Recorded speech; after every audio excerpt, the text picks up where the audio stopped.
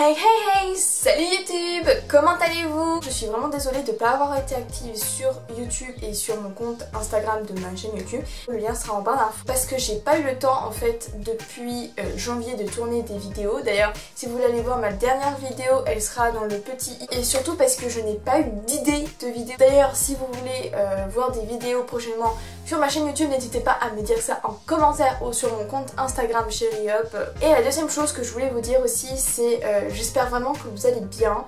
J'espère que vos proches vont. Je redeviens active, donc non pas que sur YouTube, mais aussi sur mon compte Instagram de ma chaîne YouTube.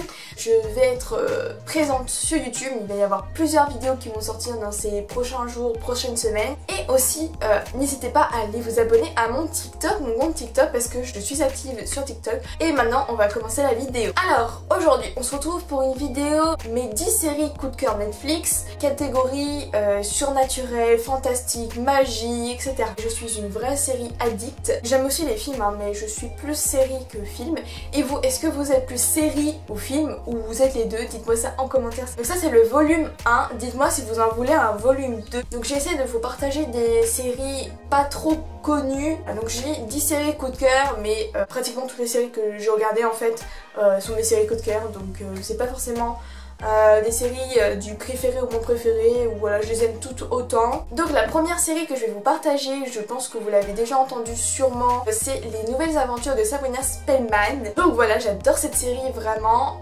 Donc je vais vous lire un petit résumé de la série. Dans la petite ville de Greendale, Sabrina Spellman est une jeune lycéenne mi-mortelle et mi-sorcière qui doit, lors de son 16e anniversaire, choisir entre rester parmi les mortels ou devenir une sorcière. Il me semble il y a 3 saisons. Eux ils appellent ça pas saison mais partie. Partie 1, partie 2, partie 3. C'est équivalent à des saisons 1. J'adore Sabrina Spellman. Voilà, un petit truc que je voulais préciser aussi, c'est que la série se passe à peu près dans les années 70-80. Je crois qu'il y a eu plusieurs séries déjà des nouvelles aventures de Sabrina. Donc la deuxième série que je vais vous partager, celle-là est beaucoup moins connue, c'est Lock and Key.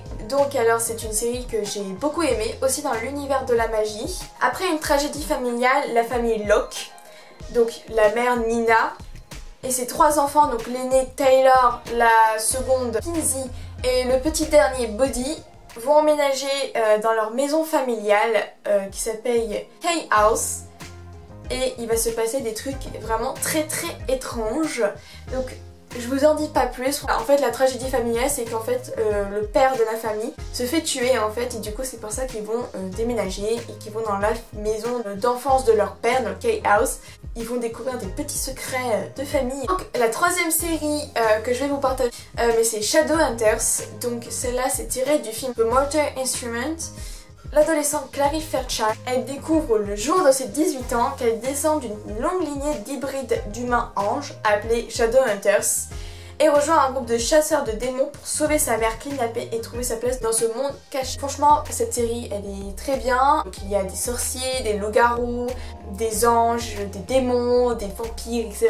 Donc c'est un peu dans cet univers-là, toujours de fantastique, de surnaturel quoi.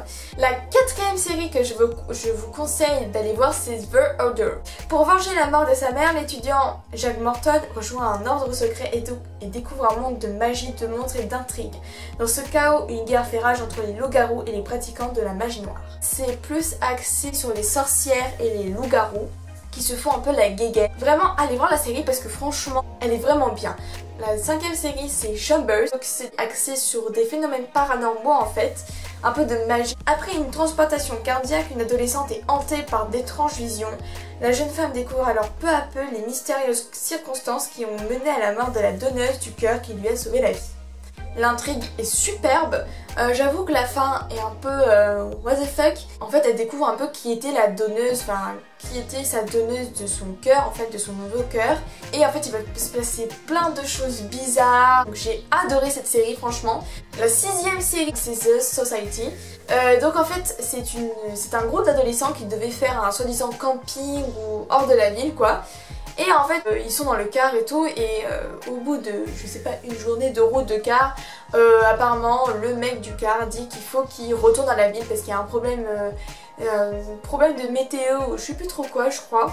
Donc ils retournent à leur ville et en fait ils n'ont plus du tout d'internet, plus du tout de réseau, plus du tout d'adultes. Ils rentrent chez eux, ils ne comprennent rien du tout, il n'y a plus d'adultes, il n'y a plus rien. Les jours suivent. Et toujours pas d'adultes, toujours pas de réseau, toujours rien. Ils ne comprennent rien, donc ils vont devoir apprendre à survivre par eux-mêmes. Et vous allez voir, ça ne va pas être si facile que ça de survivre par eux-mêmes sans les adultes. Et en fait, on va apprendre, dans le groupe d'adolescents, on va apprendre un peu plus sur chacun d'entre eux en fait. Les passés de chacun des personnages en fait, leurs secrets et compagnie. C'est une série mystérieuse, surnaturelle. Pourquoi les parents disparaissent et tout, et franchement c'est super intéressant, enfin franchement. Donc la 7ème série que je vais vous partager, c'est The Haunting of Hill House. Donc cette série est un peu comme Chambers, c'est plus axé sur les... Enfin, en fait c'est carrément axé sur les phénomènes paranormaux en fait. Donc j'avoue que celle-là elle fait un peu peur quand même. Je pense que c'est la série qui fait un peu plus peur que toutes celles que je vous ai citées pour l'instant et que je vous citerai après. C'est une famille de 4 enfants avec la mère et le père qui vont emménager dans une maison, donc Hill House justement. Et en fait il va se passer plein de choses très étranges dans cette maison en fait. Et ce qui va aboutir en fait au suicide de la mère. Donc le père et ses 4 enfants fuient la maison et en fait ils grandissent, ils sont devenus eux-mêmes parents. Les souvenirs de cette maison-là ne les ont jamais quittés. Et en fait, jusqu'à leur vie adulte, ils ont toujours des conséquences de cette maison-là. C'est sûr qu'il y a des moments où ça fait quand même un peu badé. Enfin, personnellement, c'est pas le truc que j'ai vu le plus, qui m'a fait le plus peur, hein, franchement. Maintenant, on va passer aux séries étrangères, donc qui ne sont pas américaines, parce que là, toutes les séries que je vous ai citées, c'était des séries américaines. Et là, c'est des séries de différentes nationalités. Par la 8ème, qui est Terre de marée, donc celle-là, elle est très peu connue, il me semble, comme série, il me semble. Donc c'est une série australienne. Le corps d'un pêcheur local s'échoue sur le rivage d'un petit village d'Orphelin Bay qui abrite des humains sirènes connus sous le nom de Thailanders.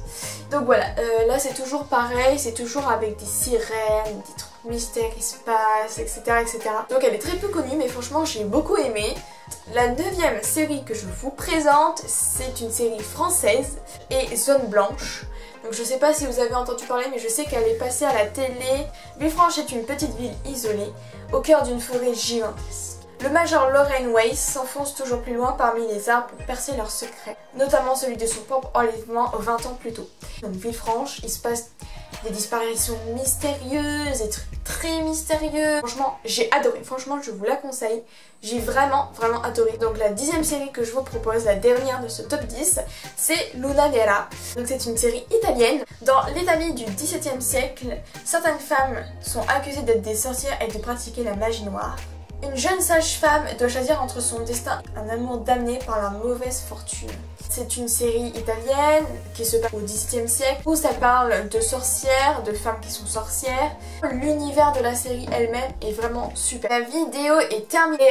Dites-moi si vous voulez un volume 2 des séries surnaturelles ou alors si vous voulez une autre catégorie de séries. Abonnez-vous à mon compte Instagram et à regarder mes IGTV dessus si vous voulez. Le lien sera en barre d'infos et abonnez-vous à mon compte TikTok aussi qui sera en barre d'infos aussi. Merci d'avoir regardé la vidéo. Je vous retrouve pour de très prochaines vidéos. Sur ce, portez-vous bien. Bisous!